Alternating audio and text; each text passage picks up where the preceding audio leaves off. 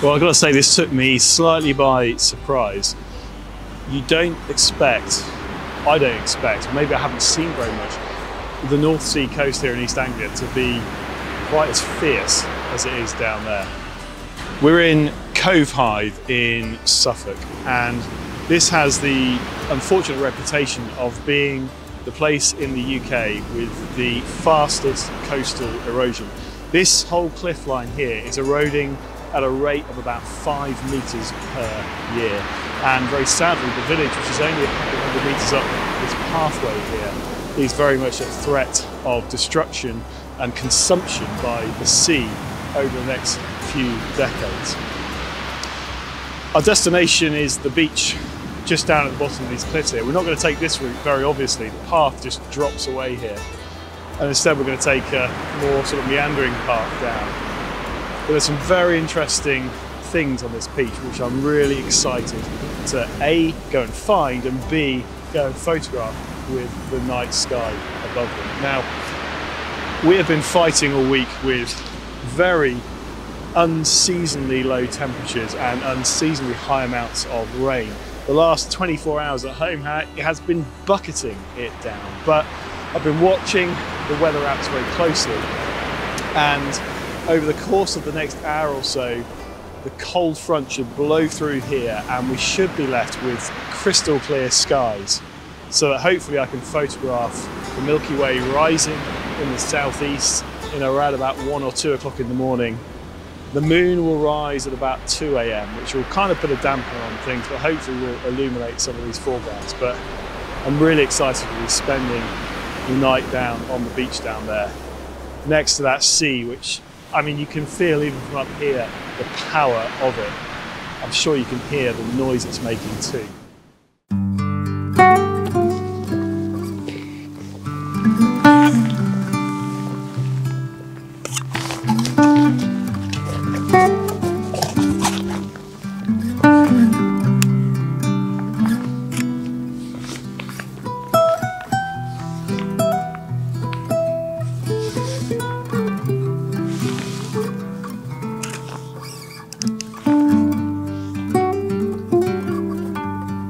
Okay, that's looking pretty good. So I'm actually kicking off tonight, not down on the beach, but up here at this ruined church, which stands on the cliff tops here in Covehithe. And there are these lovely open arches.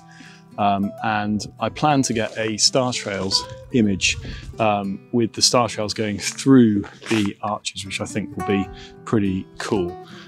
So I'm just getting the foreground for that done now.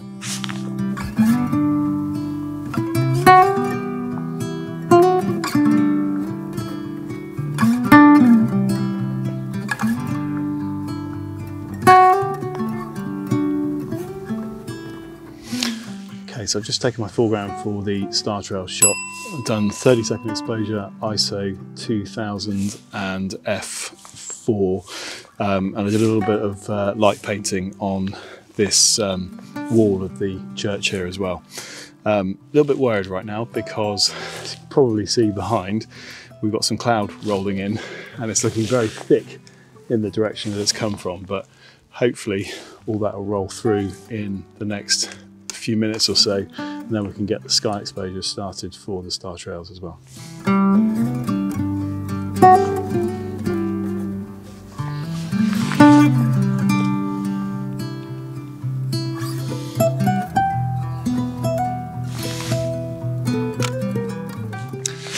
So I've moved outside the church walls. I just wasn't happy with the composition that I had from inside. I think the idea of the shot was a lot better than the reality of it. So outside here, I've got this lead-in line of some of the gravestones, which go towards the church wall, and then I've still got these lovely arches through which hopefully I will see Star Trail coming through.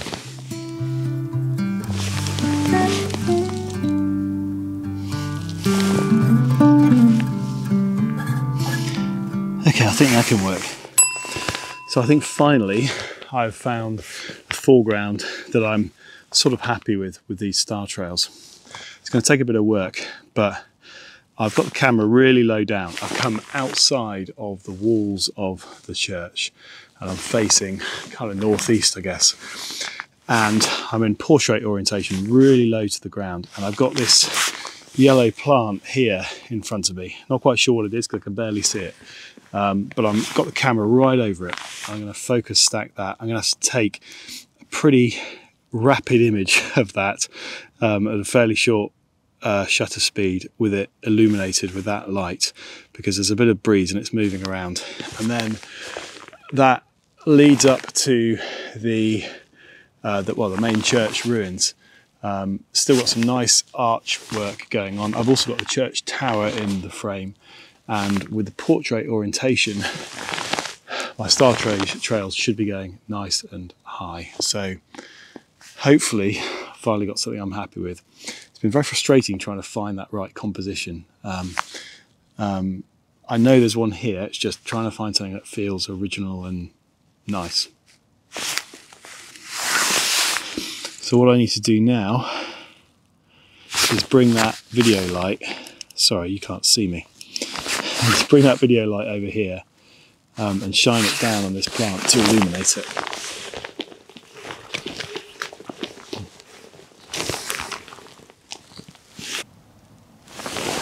I don't know if you can see how much this is moving at the moment, but that wind is... Okay, maybe that was alright. I think I just need to get exposing. I think I just need to get on with it.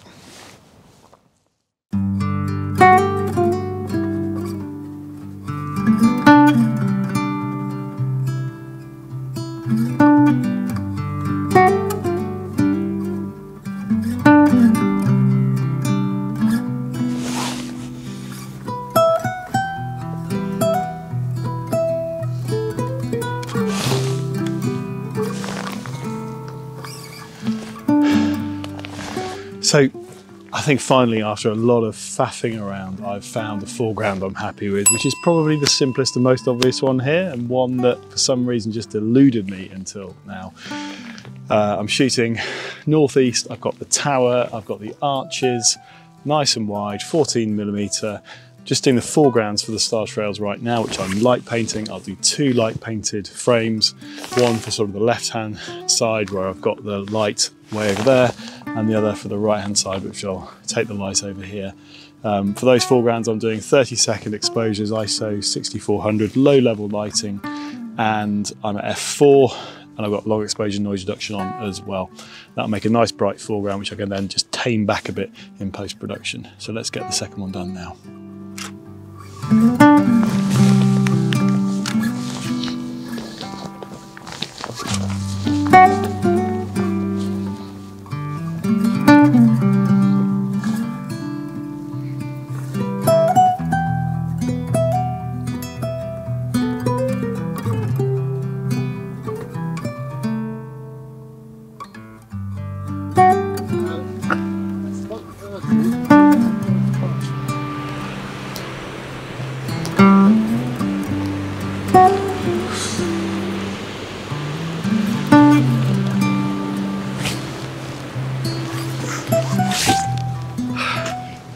That is not a bad view, eh? So we come to the cliff tops just above the beach. I say cliffs, it's probably a metre drop down to the beach from here.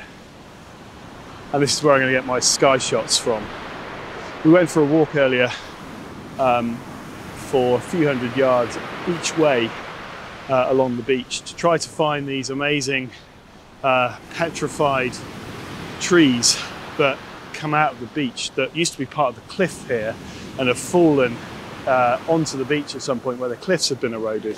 And beautiful structures they are, lovely forms and patterns, but we were unable to find any on our walk. This is possibly a lesson in coming to your location during the daytime to find your foregrounds. That wasn't possible today, unfortunately. So I'll definitely find some foregrounds shortly. For now, I'm just going to get some sky shots before the moon comes up. You can hear the waves crashing against the beach just below there. I mean, it's a beautiful location to be at, it really is. You can see the Milky Way coming through Cygnus there, plunging down past Aquila. The core will be rising in half an hour or so now. And we've got about an hour of darkness before the moon comes up, so really must get those sky shots while I'm here.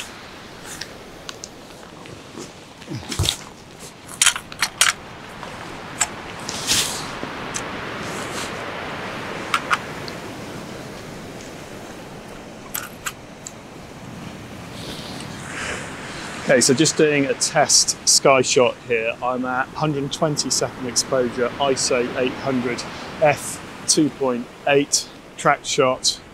This is just for the sky, modified Canon 6D.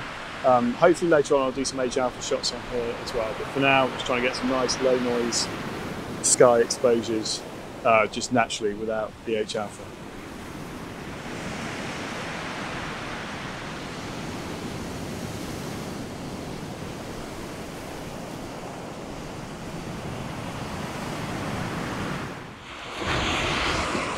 Well, the Milky Way is looking absolutely sensational as it rises in the east and southeast. You've got the Great Rift region of Cygnus really clear, plunging down past Aquila and then down to the core that's just beginning to rise in the southeast. You've got Antares coming up in the southeast there as well. Really orange it looks as it's low down there. The Rhoa Fuci region just above it. There's a bit of sea haze, so it's not completely crisp, but you can't really complain about having a clear night right now. I'm certainly very happy. So right now I'm trying to weigh up, do I shoot H alpha or do I use the 25 minutes or so until the moon comes up shooting a different focal length? I think I'm going to do the latter. I think I'm going to switch to 50mm and do some shots at 50mm.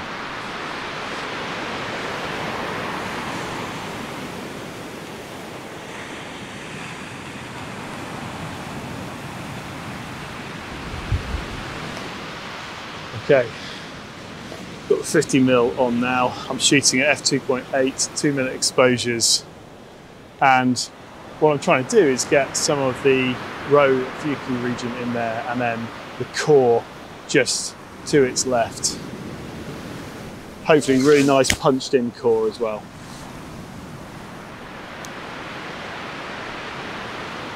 Okay, that's looking pretty good. So I did in the end do some H alpha shots using the 24mm lens, and I'll be blending those with the RGB shots that I took earlier. You can see, I think behind me now, the moon is starting to come up, looking beautiful there on the horizon. A sort of 65% gibbous moon, looking very nice indeed. The sky is getting noticeably lighter with that moon starting to come up. And I've got one more job to do tonight, and that is to go and find some foregrounds for these sky shots that I've taken. Everything's been a bit topsy-turvy tonight. I've kind of been a little bit out of the zone. Didn't get a chance to find foregrounds earlier. I wanted to get the sky shots bagged. So I now need to find some foregrounds that work with the orientation that I had. So let's go and get on with that.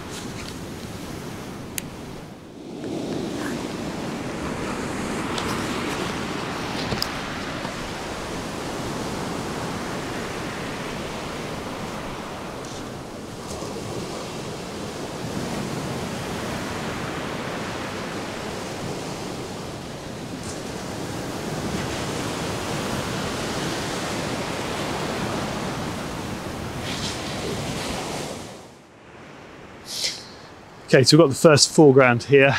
This lovely windswept tree, which is sort of perched on the cliff top here, lines up very nicely with the Milky Way. Lovely silhouette to it, but we'll also slightly light paint it with the video light here to get a little bit of detail in that foreground as well. So I'm shooting, what am I shooting? 15 seconds, ISO 3200 at f3.2 on the 24mm lens.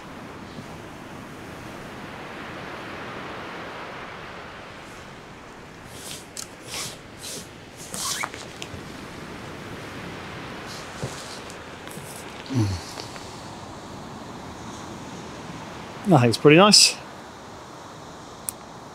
It's actually very nice with the moon there coming up in the background as well. Nice shot in its own right. You may well see that foreground on a couple of shots. Right, let's go and grab another. I'm just wondering whether I might even place myself in this foreground over there. Let's see.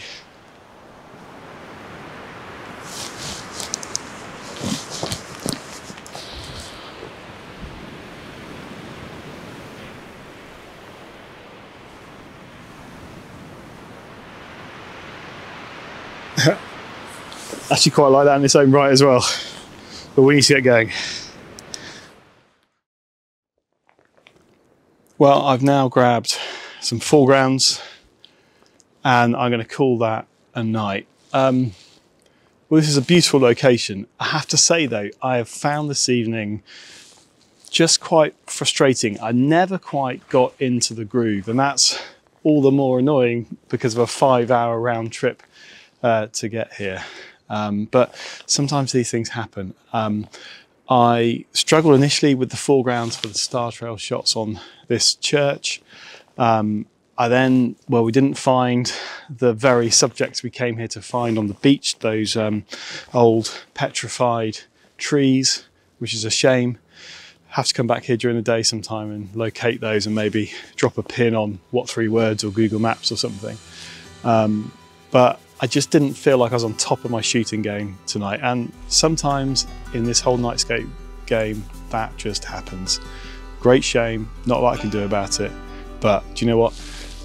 I shouldn't really complain because we've had a beautifully clear night. Being out under the stars is always a pleasure, and I just need to remember that. So if you got this far, thank you very much indeed for watching. If I manage to get any of those shots working properly, then I'll put them on the screen at the end. And I look forward to seeing you again on another Nightscape adventure very soon.